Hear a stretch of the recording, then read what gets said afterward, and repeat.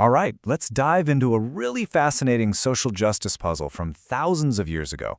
It's one that I think really challenges how we think about family, poverty, and what it means to be a community.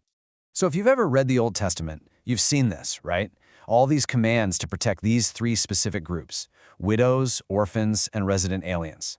And at first, it seems, well, kind of weird, because we're always told that ancient Israelite society was built on these incredibly strong, tight-knit family units. So what gives?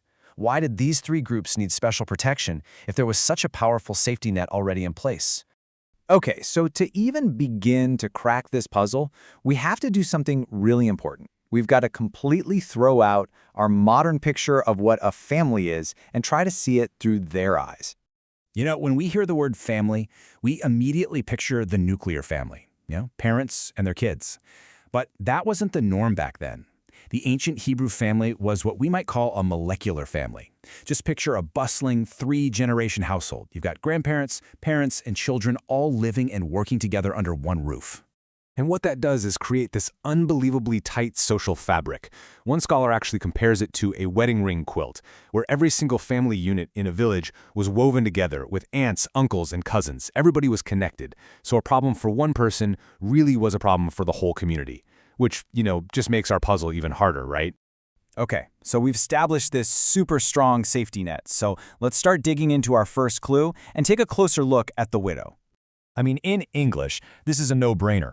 A widow is a woman whose husband died. Simple enough. Or is it? Yeah, not so fast. In the original Hebrew, it's a whole different story, and it's a story that is tied directly to economics and property. And this is where it gets really, really interesting. Get this, there wasn't just one word for widow in Hebrew. The term almanah, for instance, that's the one that shows up most in these commands for protection. It means a widow who is in absolute destitution. But then you have isha almanah, a widowed woman who has a son, which means she has rights to her husband's land. See the difference? These aren't just descriptions of marital status, they're precise economic labels. All right, let's move on to clue number 2 and see how this whole thing starts to build. The orphan. And again, we kind of think we know what this means, right? An orphan is a child who has lost both parents, but you guessed it, the original Hebrew had a very different idea in mind.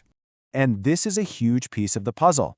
The Hebrew word we translate as orphan, yatam, almost always just means fatherless. It's talking about a child whose father has died, but whose mother is very likely still alive and kicking. In fact, nowhere in the text is it certain that both parents are dead. And see how that connects right back to the widow? The orphan, the yatam, is almost always mentioned right alongside the destitute widow, the almanah. So what we're really looking at is a single-parent family headed by the mother trying to raise young kids on her own. And because she has children, other social safety nets, like marrying her husband's brother, well, they just didn't apply here. So this leads us to the real, hidden vulnerability that connects both the widow and the fatherless child. It wasn't about being unloved or not having a roof over their heads. No, it was something way more fundamental, way more basic to their survival. Okay, think about it like this. Their entire survival depended on farming. And farming depended on plowing the land every single year. But, and here's the kicker, plowing their hard, dry soil took immense upper body brute strength. The kind of strength a woman and her little kids just didn't have. So a widow might legally own a field, but if she couldn't get it plowed, that field was basically a useless patch of dirt. She couldn't eat. Okay, time for the last piece of our puzzle. The juror, or the resident alien. Who were these people, and how on earth do they fit into this picture? So the Bible is super clear here. You had your Nakri, that's basically a tourist, someone just passing through. But the Ger, that was a resident alien. This was someone from another nation who had decided to settle down permanently among the Israelites. They had certain rights and also certain responsibilities. Now their problem was a little different, but, and here's the key, it was still all about the land. See, Israelite law had this really important rule. You could never permanently sell off your family's ancestral land, which sounds great unless you're an immigrant.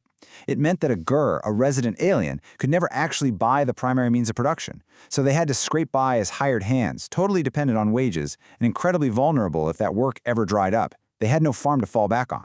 All right, we've got all our clues on the table. The widow, the fatherless child, the resident alien. Let's put it all together and solve this thing. And boom, here it is, the big reveal. The widow, the fatherless, and the resident alien, they weren't grouped together because they were lonely or homeless. They were linked by a shared, critical economic vulnerability. For their own specific reasons, each of these groups was disconnected from the means of production in this agricultural society, which was land and the specific kind of labor needed to work it.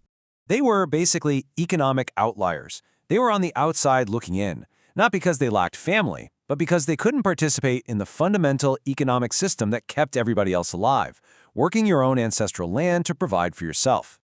And that leaves us with a really powerful question to chew on, doesn't it? This ancient framework wasn't really about charity, not in the way we usually think of it as just giving handouts. It was about creating opportunities for economic participation. It was about making sure everyone had a way to contribute and provide for themselves.